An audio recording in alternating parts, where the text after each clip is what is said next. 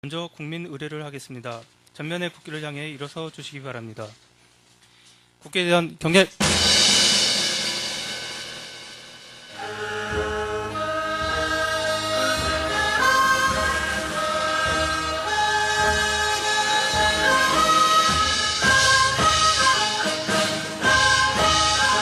나는 자랑스러운 태극기 앞에 자유롭고 정의로운 대한민국의 무궁한 영광을 위하여 충성을 다할 것을 굳게 다짐합니다.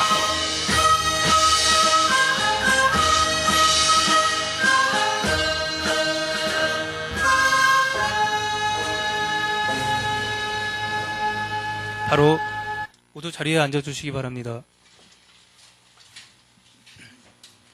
업무보고에 앞서 지난 7월 23일자로 우리 고로 전입 오신 배남현 공원농직과장님을 소개하겠습니다. 환영의 박수 부탁드리겠습니다. 한 분 더 소개시켜드릴 분이 계십니다. 8월 3일자로 임용되신 김현신 협치조정관님을 소개하겠습니다. 환영의 박수 부탁드리겠습니다. 다음은 9월에 추진할 주요 업무 및 행사를 함께 공유하겠습니다.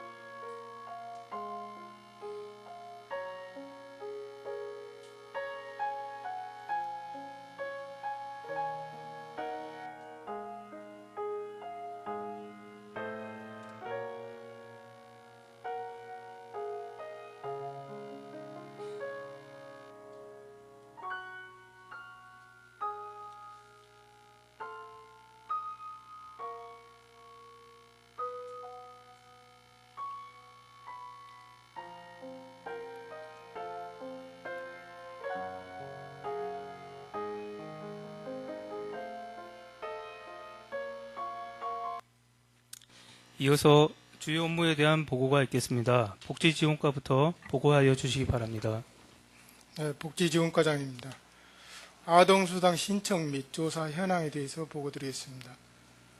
만 0세에서부터 5세까지 지금 신청 대상으로 해서 사전 신청을 6월 20일부터 해서 지금까지 계속 접수를 받고 있습니다. 처리 기간은 60일 이내 처리인데 최대는 90일까지 연장도 가능합니다. 6월 20일 그 보건복지부 기준으로 했을 때 저희 아동수당 대상 인원이 한 8,522명입니다. 가구로 환산했을 때는 6,817가구입니다. 신청 방법은 주소지 동주민센터를 방문해서 신청하거나 아니면 복지로를 통한 온라인 신청도 가능합니다. 9월 21일 날 아동수당을 첫 지급하게 됩니다. 중점 추진 사항입니다. 아동수당 신청 및 조사 결정 처리 절차입니다. 먼저 동주민센터에 아동수당을 신청 접수를 하게 되면은 1차적으로 조사 면제자 결정 처리를 하게 됩니다. 그에 해당되는 사람은 기초생활보장 수급자라든지 한부모 가족, 처상위 계층에 있는 사람은 기존 수급자들은 바로 조사 면제가 되게 되어 있습니다. 여기서 이제 그 과정 면제 처리 결정 과정이 끝나고 나면 시스템상으로서 공적 자료 조회라든지 금융 조회 등을 요청을 하는데, 이런 과정에서 또 신청 접수 이후에 자료 요청부터 조사 결정까지 가는 과정에서 시스템으로 해서 자동으로 수급자가 결정되는 과정이 있습니다. 이런 과정을 거치고 이런 과정에서 걸러지지 않는 분들에 대해서는 자료에 대해서 소명 자료를 저희들이 받아서 소득 인정액을 계산하거나 조사 결정을 상세하게 하게 됩니다. 이런 과정을 거친 후에 이제 우리 교육지원과에 최종적으로 수급자를 결정해서 통보하게 됩니다. 다음 페이지 아동수당 신청 현황입니다. 8월 22일 기준 현황으로 지금 신청자가 8,522명 중에 7,499명으로서 한 88% 정도 접수는 했습니다. 신청을 했습니다. 이건 온라인 접수 누계는 우리 행복 이음에서 집계한 현황입니다. 조사 진행 현황입니다. 지금 여기에는 우리는 아동 인원수로 지금 저희들이 계속 자료를 관리해 왔는데, 보건복지부의 그 시스템 상으로는 가구 단위로 산출이 되고 있습니다. 그래서 가구 단위로 해서 조사 진행 현황에 대해서는 보고를 드리겠습니다. 지금 6,817가구 대상으로 했을 때 신청 완료된 게 한 6,062가구입니다. 한 89%를 유지하고 있고요. 미신청 가구가 한 755가구 정도 됩니다.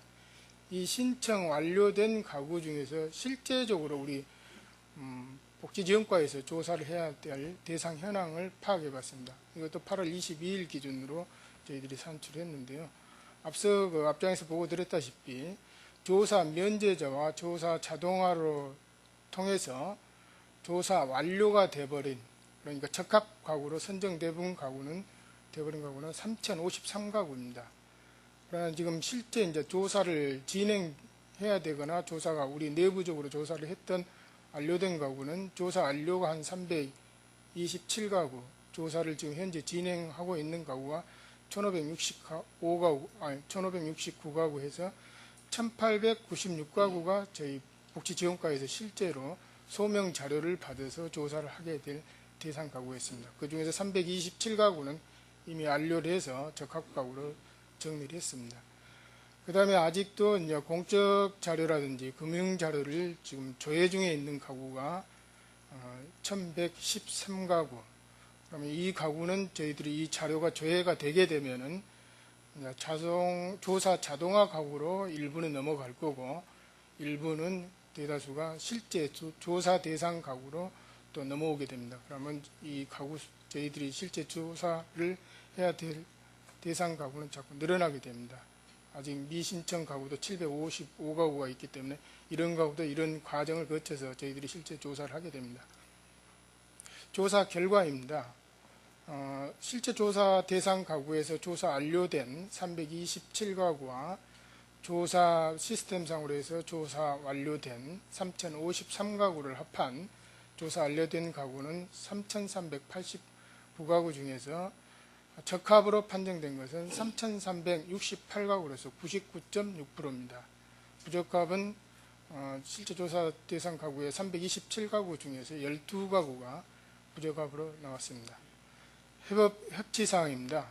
동주민센터에서는 조사기간 단축을 위해 통합조사팀에서 작성한 대상자별 소명자료를 조속한 시일 내에 제출되도록 민원 안내 및 자료 제출을 협조 요청드립니다. 쟁점 및 대응 방안입니다. 쟁점상으로는 실제 조사 대상 가구 조사 지연 사례 발생으로 수당 지급 개시일에 그러니까 9월 21일이죠. 그때 수당을 미지급될 경우에는 민원 발생이 예상됩니다. 왜 그러냐면 아까 소명 자료를 저희들이 동으로부터 민원인으로부터 조사 요청을 받아서 정밀 분석 조사를 하는 기간이 한 2일에서 7일 정도 소요됩니다. 만약 민원인들이 이 소명 자료를 제출을 2회 이상 거부하게 되면은 지침상 직권으로 부적합 판정이 가능하게 되어 있습니다. 불이익을 받지 않도록 동에서는 좀 안내를 잘해 주시기 바랍니다. 대응 방안입니다. 통합조사팀에서는 저희 과에서는 제출된 소명 자료를 신속히 조사 분석하여 수급 여부를 결정토록 하겠습니다.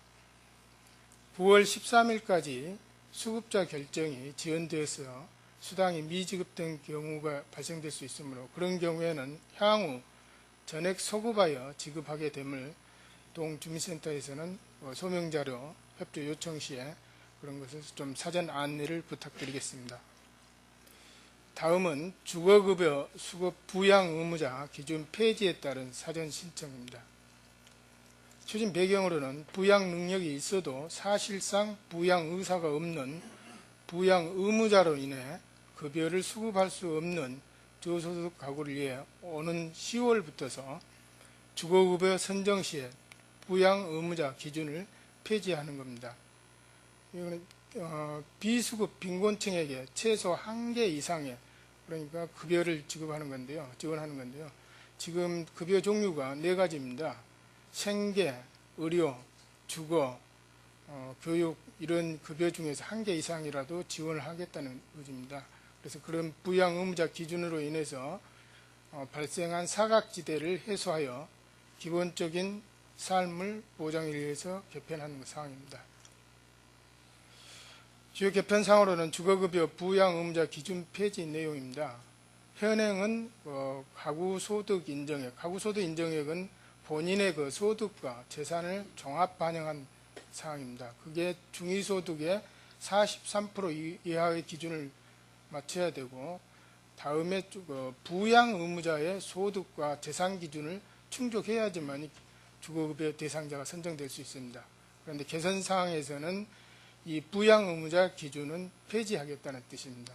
그래서 본인의 소득 인정액 43%, 중위소득의 43% 이하만 되면 선정을 하겠다는 뜻입니다.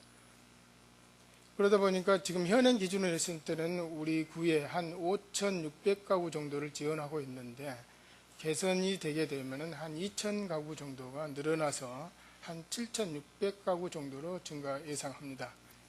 사전 신청은 아동수당과 마찬가지로 지금 8월 13일부터 저희들도 받고 있습니다. 신청 장소는 거주지 동주민센터에서 지금 접수를 받고 있고요. 주거급여 지급은 10월부터 지급할 예정입니다. 현행 동별 대상 가구는 표를 참고해 주시기 바랍니다. 접수 및 내방 상담 건수입니다. 8월 22일 현재 내방 상담이 한 516건에 접수 105건을 하였습니다. 이 사업과 관련해서 국토부에서 민간 보조 인력을 기간제로 해서 채용해서 하라 그런 공문이 와서 저희들도 10명을 채용했습니다. 시흥 3동은 대상 인원이 적어서 업무 담당자가 직접 처리하기로 했고 분소를 포함해서 10명을 채용했습니다. 배치 기간은 9월 3일부터 11월까지 3개월간 정도 근무를 하게 됩니다. 수행 업무는 주거급여 신청, 안내, 접수, 그다음에 서류 작성, 보완, 서류 보완입니다. 조사, 보조, 자료 정리, 민원 대응 등을 하게 됩니다.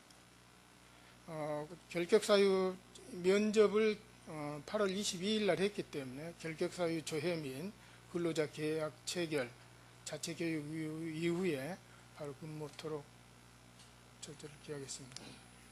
협업 협치사항입니다. 홍보 마케팅과에서는 구 홈페이지 및 소식지, 지역신문 등을 통한 사전 접수를 하고 있다는 것을 좀 홍보해 주시기 바랍니다. 복지정책과에서는 주거급여 관련 복지 콜센터 상담 및 보조 인력, 행복 이음에 대한 권한 부여를 부탁드리겠습니다. 동주민센터에서는 주거급여 상담 접수 및 보조 인력 관리를 부탁드리겠습니다. 이상으로 보고를 마치겠습니다. 사회복지과장이 추석맞이 구 간부 홀몸 어르신 결연을 통한 방문 활동 실시에 대해 보고드리겠습니다. 추진 배경은 추석 명절에 소외되기 쉬운 복지 사각지대 홀몸 어르신과 간부 공무원 간 결연을 통해 찾아가는 복지 서비스를 실천하고자 합니다. 실시 기간은 오는 9월 3일부터 9월 20일까지이고 참여자는 5급 이상 구간부 42명이 되겠습니다. 결연 대상은 관내 홀몸 어르신 104가구로 돌봄 서비스 등 수혜를 받지 않고 있는 저소득 가구이며 구 간부 1인당 어르신 2 내지 4가구를 결연 지정합니다. 중점 추진 사항으로는 폭염으로 지친 저소득 홀몸 어르신들을 직접 방문하여 안부를 확인하고 향후 지속적인 결연을 통한 찾아가는 돌봄 체계를 구축하겠습니다. 위기 가구 등 복지 자원 연계가 필요한 가구는 각 동과 협의하여 서울형 긴급복지 지원, 민간 자원 연계 등을 통해 지원하도록 하겠습니다. 협치사항입니다. 결연 대상자 지정 및 정비는 사회복지과와 동주민센터에서, 서울형 긴급복지 지원과 민간 자원 연계는 복지정책과와 동주민센터에서 협조 추진하여 주시기 바랍니다. 아울러 국 과장님께서는 업무에 바쁘시겠지만 실시 기간 중 지정된 결연 가구에 대한 1호 방문 활동을 부탁드리겠습니다. 이상 보고를 마치겠습니다. 예, 기행예산과에서 2019년도 내년도 본예산 편성 계획을 보고드리겠습니다. 우선 예산 편성 방향입니다.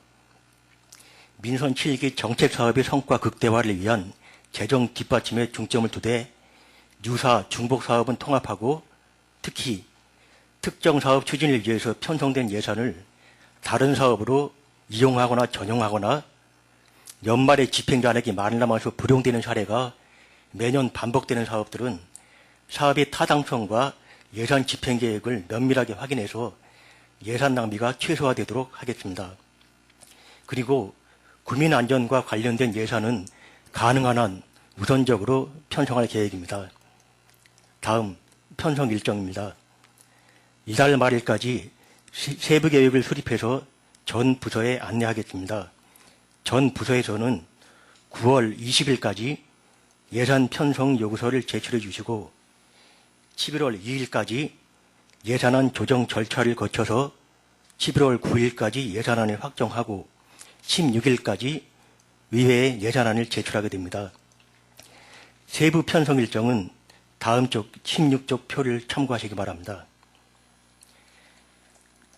참고로 이번 예산안 편성 기간에 구의회 정례회 행정사무감사, 감사원 감사, 추석 연휴, 금년날 행사 준비 등 여러 가지가 겹쳐서 모든 부서가 지금 상당히 바쁠 것이라 생각됩니다만 저희 기행예산과에서도 부서들이 바쁜 일정을 감안해서 예산 편성 요구서 작성 기간을 작년보다 일주일 더 늘렸습니다.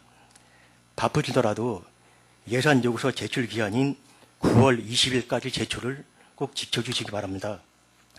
그리고 예산 요구서 제출 이후라도 부득이하게 새로운 사업이 긴급하게 추가되어야 한다거나 예산안 변동 사유가 발생할 경우에는 사전에 반드시 예산팀과 협의해 주시고 예산 편성 전에 투자 심사 등 법적 사전 절차를 이행해야 하는 사업이 있는 부서는 다음 쪽 17쪽 참고 2에 사전 절차를 반드시 이행해서 예산 편성에 차질이 없도록 도와주시기를 부탁드립니다. 이상 보고를 마치겠습니다. 다음으로 저희 도시재생과에서 진행하고 있는 도시재생 뉴딜 사업과 서울형 공모 사업 추진 상황에 대해서 공유하고자 자료를 준비했습니다. 간단히 설명을 드리겠습니다.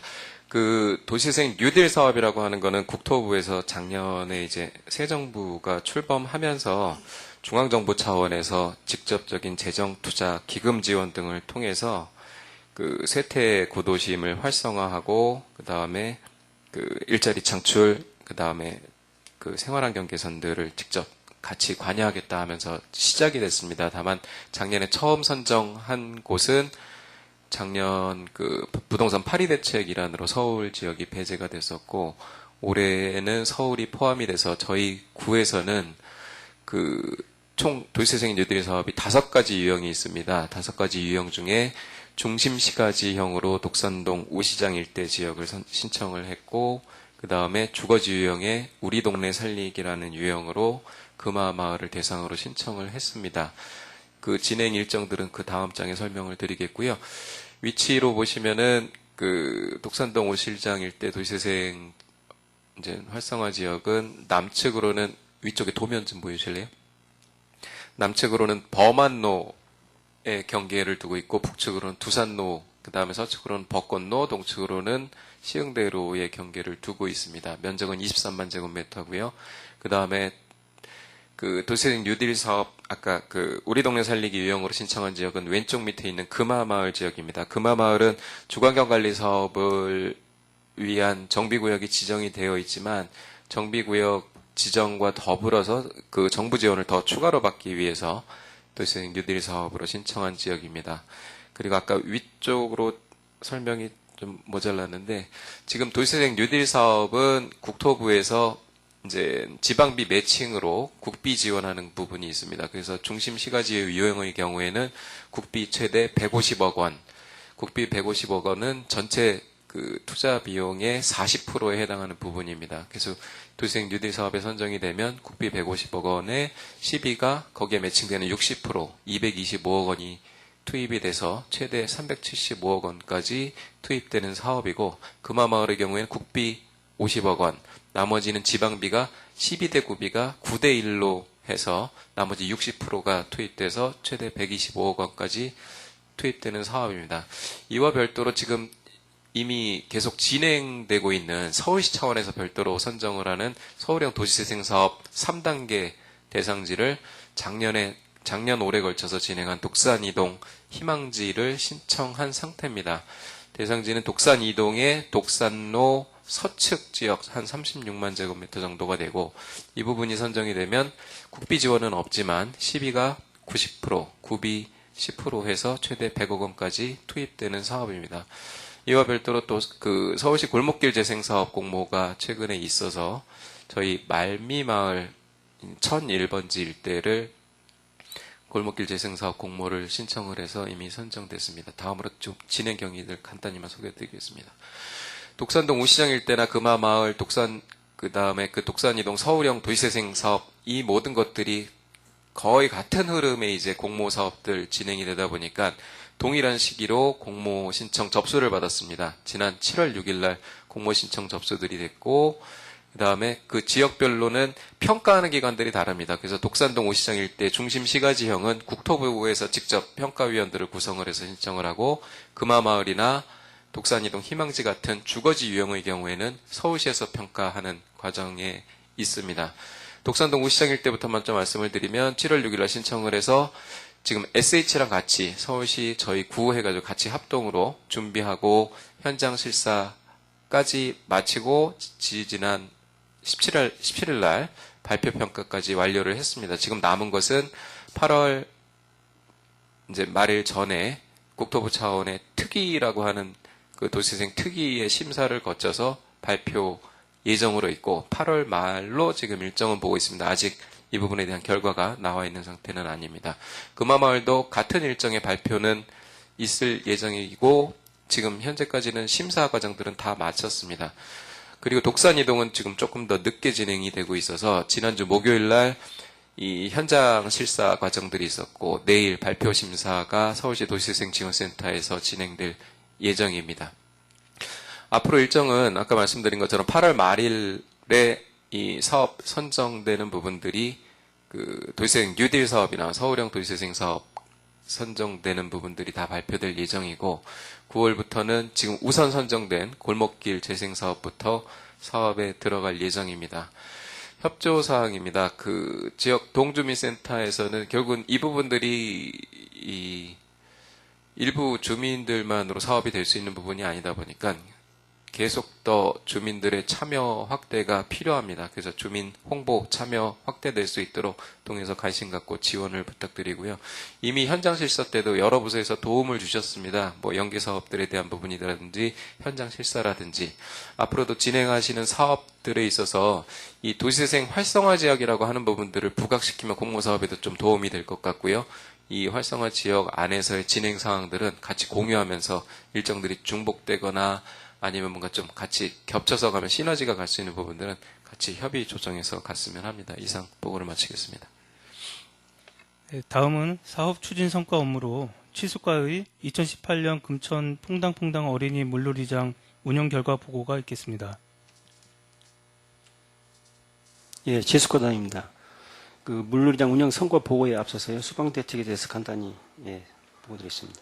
지난 8월 20일부터 23일까지 4일간 그 제19호 태풍 쏠릭이 발생했습니다. 그래서 공교롭게 25 태풍 시마라로 같이 공교롭게 겹쳤는데요. 그래서 많은 피해가 예상됐었습니다. 그런데 그 다행히도 저희 서울 지역은 비껴나가서 큰 피해가 없었습니다. 그래서 이제 부서장님, 각 동장님 준비해 주시느라고요. 예, 감사드리고요. 또 오늘은 지금 현재 비가 내리고 있는데요. 그 오늘부터 3일간 한 110mm 가량의 예보가 있습니다. 예. 그 올해 금천 그 퐁당퐁당 어린이 물놀이장 그 운영 결과를 보고드리겠습니다. 예, 이 물놀이장은 지난 6월 30일 개장해서 어제 27일부로 폐장을 했습니다. 예, 보고 순서는 운영 현황, 운영 성과, 주민 이용 만족도에 설문 결과 순으로 보고드리겠습니다. 예, 다음과 같이 운영하였습니다. 그 안전하고 편안한 물놀이장 을 제공하기 위해서 6개 부분별로 이렇게 저희가 중점을 두었습니다. 시설 부분에 대해서는 수경시설, 기존에 설치된 시설이고, 그래서 그 탈의실, 야영데크, 특히 올해 그 추가로 미끄럼틀, 유아존, 어린이존 2개를 설치했습니다. 상당히 호응이 좋았습니다. 안전 부분은 안전관리요원 그 5명을 기간제로 채용했고요. 그 다음에 보건소 협조를 받아서 방역, 소독을 했고, 그 다음에 산책로에 그 200m 정도의 보행로를 설치해서 안전을 확보했습니다. 그리고 물놀이장 근무자 여러분, 그 자원봉사자, 그 기간제 근로자, 저희 직원, 알바 해서 그 아이스 조끼를 저희가 지급해서 착용을 했습니다. 수질 부분은 저희가 풀장 물을 매일 교체하기 때문에 그 수질의 그 오염은 없다고 100% 없습니다. 그래서 그리고 또 운영을 하는 중간에 그 자동 여과 장치를 운영하게 됩니다. 그리고 이제 편의 시설 부분인데요. 그 휴게데크를 설치했고, 그다음에 봉사자 쉼터, 푸드트럭 상인을 모집해서 그 8주간 16대 운영하였습니다. 그리고 그 물놀이장 주변, 그 지벨리 주변에 물놀이장 가까운 근처에 무료 주차장 400대를 확보했습니다. 문화 부분은 이제 그 문화체육과의 지원을 받아서 뭐 버블이라든지 댄스, 뭐 통기타 연주 또는 그 재능기부 이런 행사를 했습니다. 홍보 부분은 이제 그 저희가 언론 보도도 하고 홍보 영상을 이제 홈페이지에 게시도 하고, 그리고 또 유관기관, 경찰서나 소방서 이런 그 행사도 실시했습니다. 운영 기간은 6월 30일부터 8월 26일까지 총 43일간을 운영했습니다. 이일 17명을 동원해서 연인원 731명이 투입됐습니다. 이용 주민 시민은 총 43,000여 명인데 이를 최대 2,800명이 이용하였습니다. 참고로 2015년도에는 6만 5천여 명, 2016년도에는 7만 1천여 명, 지난해에는 4만 1천여 명이 이용을 하였습니다. 시설 부분에서 이제 풀장, 뭐 유아풀, 어린이풀이 있고, 수경시설은 안개 분수, 강아지 분수. 예, 금년도에 그 미끄럼틀을 신규로 설치했고요. 그늘막이라고 대형 파라솔 한 18개소를 추가로 설치해서 많은 호응이 호평이 있었습니다. 안전 부분에 이제 안전관리 요원 채용, 그리고 이제 안전사고를 대비해서 그 영조물 배상 보험을 가입했었습니다. 대인 1인당 1억 원, 세물은 2천만 원입니다. 다음은 수질 분화입니다. 그 풀장 물을 매일 교체하기 때문에 그 물 오염에는 이상이 없었습니다. 그 수질 개선 및 안전을 위해서 매 시간 50분간 운영하고 10분간 휴식을 하면서 이제 그 풀장 내 부유물도 제거하고 또는 그 어린이들의 그 안전도 도모했습니다. 문화공연은 마술, 버블 퍼포먼스, 댄스, 다양한 볼거리를 제공하였습니다. 다음은 그 동영상을 보시겠습니다. 자, 친구들 셋에 맞춰서 두 줄로 조금 더 많은 양 만들어 보도록 하겠습니다. 출발! 박수 드릴게요. 자, 좋습니다. 한 번 더 갑니다. 자, 한 번 더, 세 번까지 가보도록 할게요. 예, 다음은 페이스 부분인데요. 그 물놀이장 그 안양청 근처에 그 빌딩을 저희가 직접 방문해서 그 주차를 좀 개방할 수 있도록 협조 요청을 해서 그 빌딩 건물주들의 협조가 있었습니다. 그리고 이제 그 지난해부터 푸드트럭 상인을 모집해서 그 일자리를 창출하였습니다. 예, 이용 주민 시민의 만족도는 다음과 같았습니다.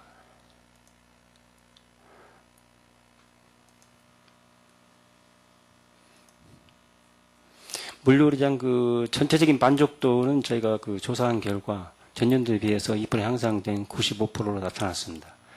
그 설문조사 결과 추가로 필요한 시설은 저희가 그 텐트라든지 그늘막을 충분히 확보했지만 올해와 같이 그 폭염이 심했을 경우에는 그 햇빛을 차단할 수 있는 차광막이 더 필요하다고 봅니다. 그래서 그런 의견이 있었고요. 기타 의견으로 그 튜브 주부들의 그 바람 빼는 장치도 좀 추가로 좀 설치했으면 좋겠다는 그런 의견이 있습니다. 그 시설 중 개선할 부분은 현재 관람석이 있는데 좀 좁습니다. 그래서 관람석을 좀 확충해달라 또는 그 탈의실을 좀 확충해달라 이런 의견이 있었습니다. 운영 중 개선할 사항은 저희가 그 안전 요원으로 기간제 5명을 채용을 해서 쓰고 있는데요. 그 좀 더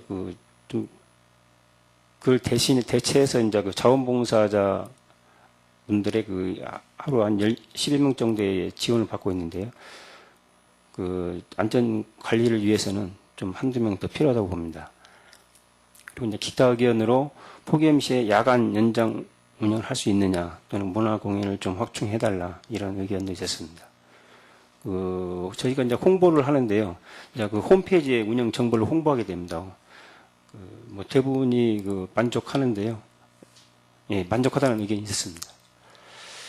다음은 협업 협치 사항입니다. 그 저희가 물놀이장 운영을 하기 위해서는 그 모든 저희 구청 모든 부서의 그 협조가 필요합니다. 그래서 문화체육과의 공연, 마을자치과 봉사자 지원, 공동체의 주변 녹지 관리, 홍보발전과의 홍보사항, 보건소 방역 수질 검사 이게 표현을 안 했는데요. 그 교육지원과의 유치원, 초등학교 여성보육과의 그 어린이집에서 올해 같은 경우에 그 수업과 연계해서 그 많은 이용을 하였습니다. 협치사항으로는 그 울림봉사단이 저희 그 물놀이장에 대한 안전 건널 완전 통제 봉사 참여했고요. 그리고 주민들의 그 재능 기부도 있었습니다.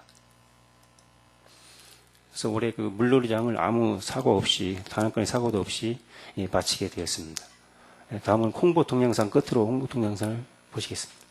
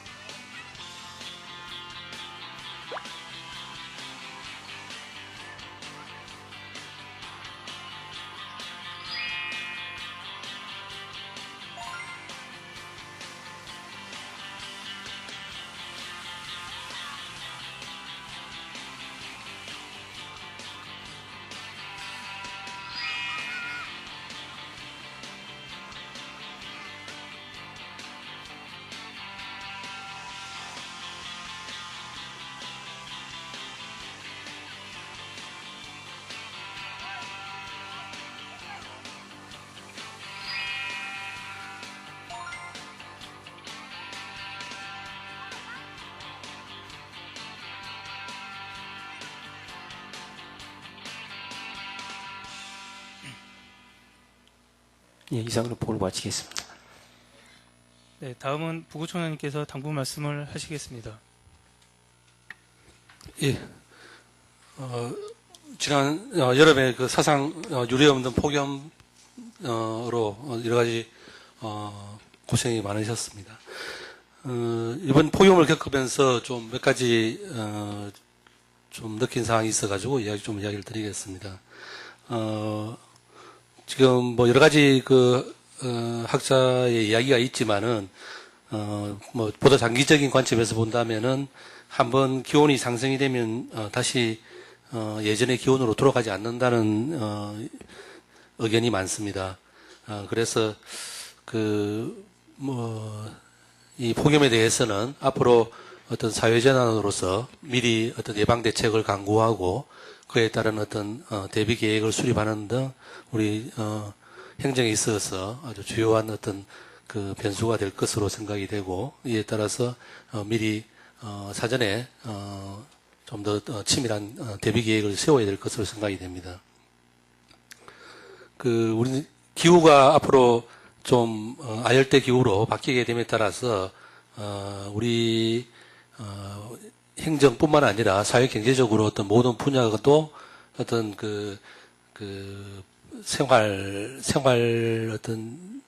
생활에 관련되는 모든 부분들이 폭염을 항상 더불어 안고 가는 그런 사회로 바뀌게 될 것으로 생각이 됩니다. 이에 따른 여러 가지 어떤 대비도 필요할 것으로 생각이 됩니다. 미리 좀 폭염에 대해서 대비할 수 있는 부분들을 생각을 해본다면은 앞으로 뭐 건물을 지을 때도 어떤 지붕 옥상이 있는 경우에 어떤 쿨링 루프가 될 수 있도록 여러 가지 단열재나 아니면은 그 흰색 페인트 같은 걸 칠한다든지 해서 좀 건물 건축이나 이런 부분도 조금 바뀌어야 될 부분이 있고, 그 다음에 그 보도블록이나 이런 부분들도 좀 친환경이고 어떤 복사율을 저감할 수 있는 그런 보도블록 재질을 좀 바꾸는 문제, 그 다음에 벽면 녹화라든지 옥상 녹화라든지 이런 부분들에 대해서도 앞으로 더욱더 신경을 좀 많이 써야 될 것으로 생각이 됩니다. 그리고 마지막으로 폭염에 대한 어떤 그 사회 정책적 분석 연구 결과에 따르면은 폭염은 우리에게 인간 사회에 외부적으로 주어진 어떤 그 환경에서 온 어떤 그 변화이지만은 그 폭염이 어떤 재난으로서 어떤 큰 피해가 발생되고 발생되지 않는 것은 우리가 미리 어떻게 준비하느냐에 따라 다르다고 합니다. 미리 어떤 주민들이 함께 좀 어울리고 또 서로 교류하는 어떤 그런 환경이 조성이 되면은 훨씬 더 피해를 줄일 수 있다는 연구 결과가 나와 있습니다.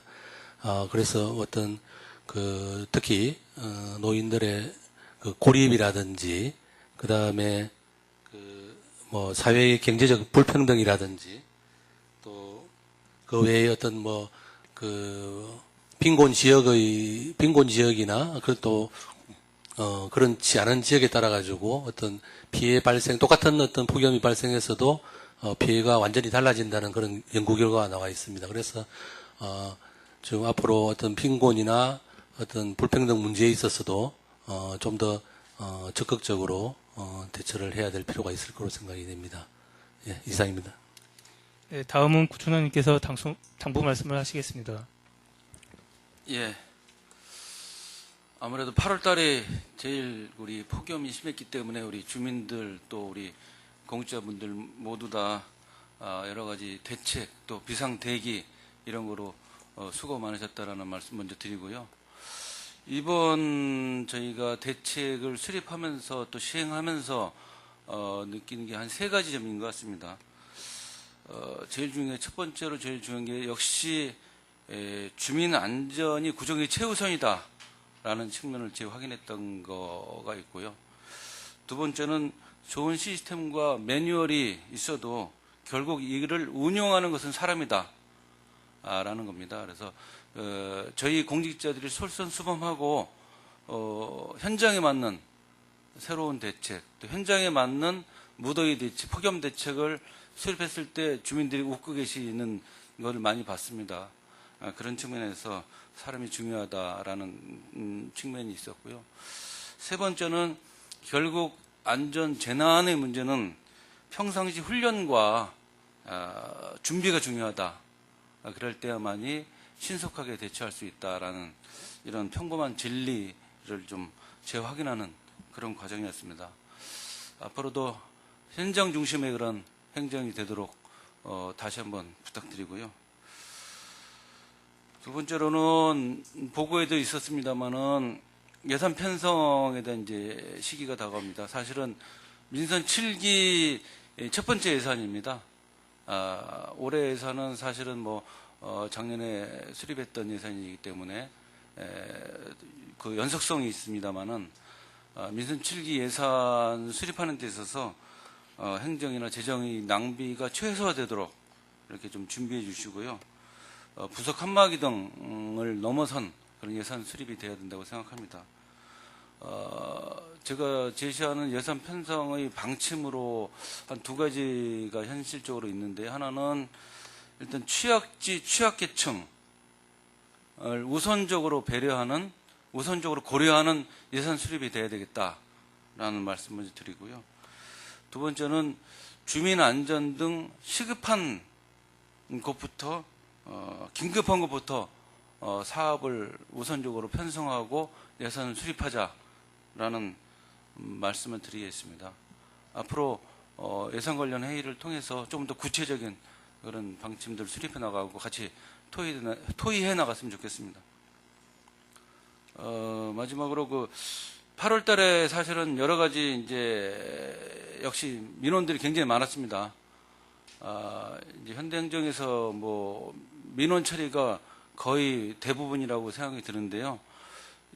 민원에도 여러 가지가 있습니다만은 일상적인 민원보다는 저희가 진짜 현장에서 맞닥뜨리고 있는, 예를 들면 주차, 또 공사장 관리, 소음 등 생활 민원, 또 각종 시설 및 환경 개선 요구, 이런 것들이 현장에 다니다 보면 주민들의 요구가 많습니다. 주차 문제만 해도 사실은 근본적인 한계가 있죠. 하지만 최근에 서울시 정책의 변화도 있고, 또 저희가 공유할 수 있는, 또 공동으로 대처할 수 있는 주차 대책들이 뭐가 더 있는지, 이런 부분들이 조금 더 세밀한 대책이 필요한 것 같고요. 각종 시설이나 환경 개선 사업에 대한 요구도 굉장히 많습니다. 예를 들면은 제가 시흥이동 도서관을 잠깐 가본 적이 있었는데, 거기는 도서관이 이제 책상이 다 이렇게 탁자식으로 칸막이가 없습니다.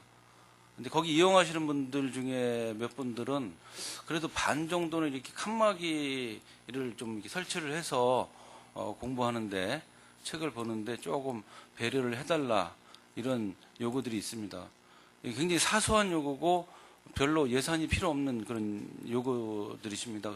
그러한 일상생활 요구, 일상적으로 맞닥뜨릴 수 있는 그런 요구, 이런 부분들에 대한 세심한 배려가 저희가 필요하지 않을까, 이런 생각이 들고요. 얼마 전에 시사인하고 서울시하고도 연재해서 작년 4월, 5월 달에 아마 연재된 기사가 있는데, 다산콜센터에 민원 접수된 상황들을 빅데이터로 분석한 기사가 있습니다. 거기에도 민원이 대분류, 소분류 좀 분석을 해서 몇 가지 대안을 제시해 놓은 게 있습니다. 한번 참고해 보시고요. 각 부서에서 그런 생활 현장의 민원에 대한, 또 주민들이 사소한 요구라도 놓치지 않고 이렇게 좀 점검하고 반영해 나가는 그런 구정이 됐으면 좋겠습니다. 9월 달은 각종 행사, 추석도 있고요. 또 여러 가지 체육 행사가 이제 활성화되어 나가는 시기입니다. 저희도 다시 한번 여러 가지 행사와 추석 대책, 이런 걸 수립하는 데 있어서 우리 공직자들께서 만전을 기해 주시기를 다시 한번 부탁드리겠습니다. 감사합니다. 네, 이상으로 8월 열린 회의를 마치겠습니다. 수고하셨습니다.